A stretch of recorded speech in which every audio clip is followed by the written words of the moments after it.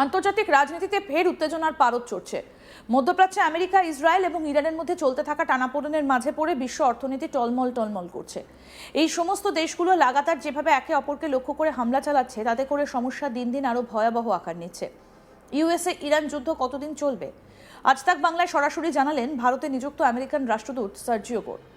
India today কনক্লেভে আমাদের group editorial director রাত চেঙ্গাপ্পা Sergio গোরকে প্রশ্ন করেন, কতদিন ধরে আমরা যেমনটা দেখছি আমেরিকা এখন সরাসরি ইরানে আঘাত হানছে, এই যুদ্ধে ওয়াশিংটন কৌশলগতভাবে কি পরিকল্পনা করেছে?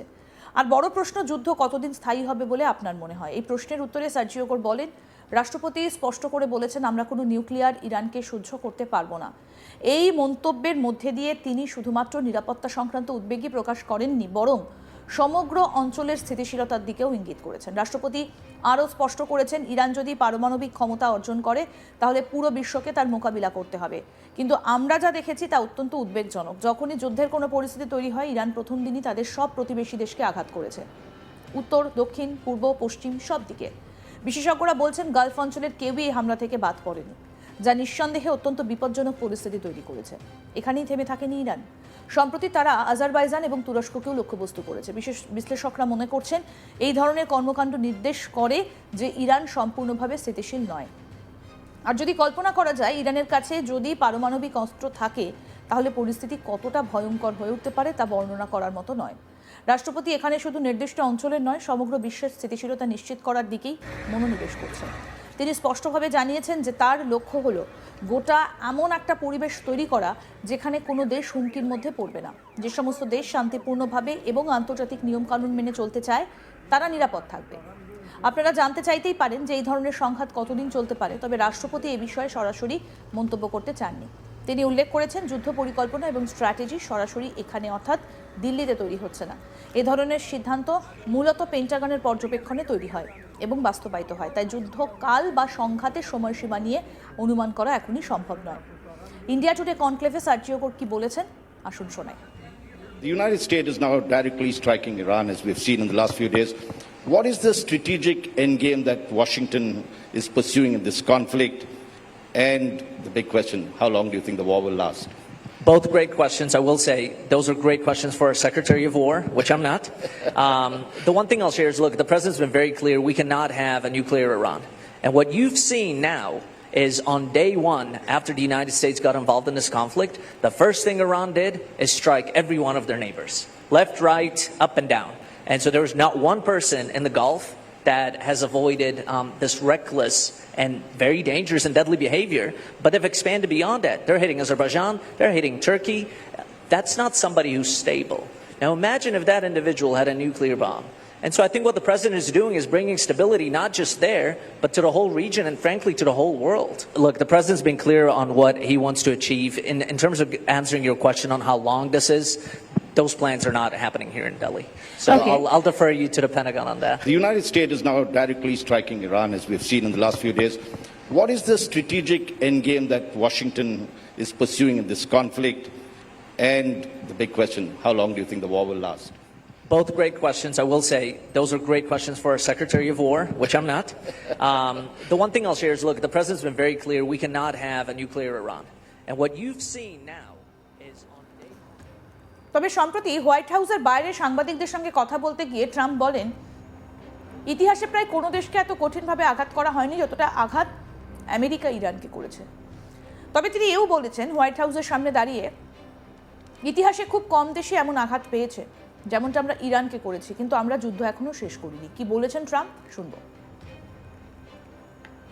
Mr. President, are you willing to withdraw the U.S. from Iran, even if they have not turned over and allowed the U.S. to seize their remaining? I'm not going to. Yeah. Do they have to turn over? But we have hit them harder than virtually any country in history has been hit, and we're not finished yet. তার এই মন্তব্য প্রকাশ করেছে white হাউসের সরকারি যোগাযোগ মাধ্যম rapid response. ট্রাম্পের বক্তব্য থেকে স্পষ্ট, ইরানকে ঘিরে আমেরিকার কঠোর অবস্থান এখনো বজায় রয়েছে, ভবিষ্যতেও সেই অবস্থান আরও কঠিন হতে পারে। এর কিছুক্ষণ আগেই ট্রাম্প আরেকটা গুরুত্বপূর্ণ মন্তব্য করেন। তিনি বলেন, আমেরিকার মাটিতে সম্ভাব্য ইরানি হামলা নিয়ে তিনি বিশেষভাবে উদ্বিগ্ন নন। তার দাবি, আমেরিকার নিরাপত্তা ব্যবস্থা এতটাই শক্তিশালী যে কোনো ধরনের হামলার চেষ্টা হলে তা মোকাবিলা করা সম্ভব।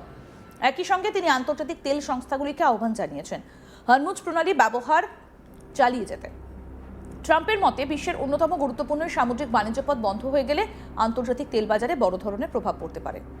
ইরানের সঙ্গে সংঘাত শুরু হবার পর থেকে একাধিকবার ট্রাম্প দাবি করে আসছেন যে আমেরিকা কার্যত ইরানের সামরিক শক্তিকে ভেঙে দিয়েছে।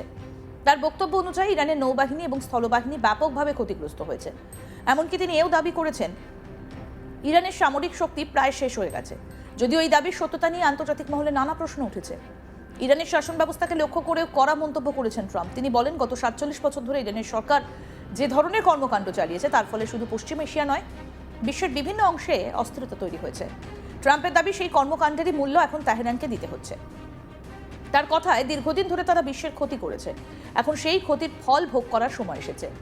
পশ্চিম এশিয়ার পরিস্থিতি ইতিমধ্যে অত্যন্ত উত্তেজনাপূর্ণ। সেই প্রেক্ষাপটে ট্রাম্পের এই মন্তব্য আন্তর্জাতিক রাজনীতিতে নতুন করে আলোড়ন তুলেছে। বিশ্লেষকদের মতে আমেরিকার এই কঠোর অবস্থান সংঘাতকে আরও জটিল করে তুলতে পারে। এর আগে মঙ্গলবারও ট্রাম্প ইরানকে সরাসরি সতর্কবার্তা দিয়েছিলেন। তিনি বলেছিলেন, যদি ইরান উত্তেজনা আরও বাড়ানোর চেষ্টা করে তাহলে তাদের এমন সামরিক পরিণতির মুখে পড়তে হবে যা আগে কখনো দেখা যায়নি। ট্রাম্পের এই মন্তব্যের পরই আন্তর্জাতিক মহলে উদ্বেগ বাড়তে শুরু করে। একই সময় হরমুজ প্রণালীতে মাইন পোতার খবরও সামনে আসে, যা পরিস্থিতিকে আরও উদ্বেগজনক করে তোলে। হরমুজ প্রণালী বিশ্বের অন্যতম গুরুত্বপূর্ণ সামুদ্রিক পথ। পারস্য উপসাগর থেকে আন্তর্জাতিক বাজারে বিপুল পরিমাণে তেল এই পথ দিয়েই পরিবাহিত হয়। ফলে এই পথ যদি কোনোভাবে অচল হয়ে যায় তাহলে বৈশ্বিক জ্বালানি বাজারে তার বড় ধরনের প্রভাব পড়তে পারে। এই কারণেই তেল সংস্থাগুলোকে আশ্বস্ত করার চেষ্টা করছেন ট্রাম্প। এর আগেও ট্রাম্প দাবি করেছিলেন ইরানের সঙ্গে চলমান যুদ্ধ প্রায় শেষের পথে। তার মতে সংঘাত প্রায় সম্পূর্ণ এবং খুব শীঘ্রই তা শেষ হতে পারে। তবে একই সঙ্গে তিনি স্পষ্ট করে দিয়েছেন, যুদ্ধ কখন শেষ হবে তা অনেকটাই তার সিদ্ধান্তের উপর নির্ভর করবে। অর্থাৎ পরিস্থিতি অনুযায়ী আমেরিকা ভবিষ্যতে কী পদক্ষেপ নেবে সেই সিদ্ধান্ত নেবার ক্ষমতা তার হাতেই রয়েছে। এদিকে আমেরিকা এবং ইসরায়েলের যৌথ সামরিক অভিযানের জেরে এই সংঘাত এখন আঞ্চলিক রূপ নিয়েছে। ইরান ইতিমধ্যেই উপসাগরীয় অঞ্চলে আমেরিকা এবং ইসরায়েলের সামরিক ঘাঁটিগুলোকে লক্ষ্য করে একাধিক হামলা চালিয়েছে বলে জানা গেছে। এর ফলে পরিস্থিতি আরও উত্তপ্ত হয়ে উঠেছে। এই সংঘাতের জেরে উপসাগরীয় অঞ্চলের বেশ কয়েকটা দেশও নতুন করে নিরাপত্তা উদ্বেগের মুখে পড়েছে। সংযুক্ত আরব আমিরাত, কাতার, সৌদি আরব, বাহরিন, কুয়েত এবং ওমান, এই দেশগুলোর ওপর ড্রোন এবং ক্ষেপণাস্ত্র হামলার আশঙ্কা তৈরি হয়েছে বলে বিভিন্ন সূত্রে জানা যাচ্ছে। ফলে গোটা অঞ্চলের নিরাপত্তা ব্যবস্থা জোরদার করা হয়েছে। বিশ্লেষকদের মতে যদি এই সংঘাত আরও বিস্তৃত হয় তাহলে তা শুধু পশ্চিম এশিয়ার মধ্যে সীমাবদ্ধ থাকবে না, বরং আন্তর্জাতিক রাজনীতি, জ্বালানি বাজার এবং বৈশ্বিক অর্থনীতির ওপরও তার প্রভাব পড়তে পারে। আরও আপডেট পেতে দেখতে থাকুন আজ তাক বাংলা। সাবস্ক্রাইব করুন, নোটিফিকেশন পেতে বেল বাটন অপশন প্রেস করুন।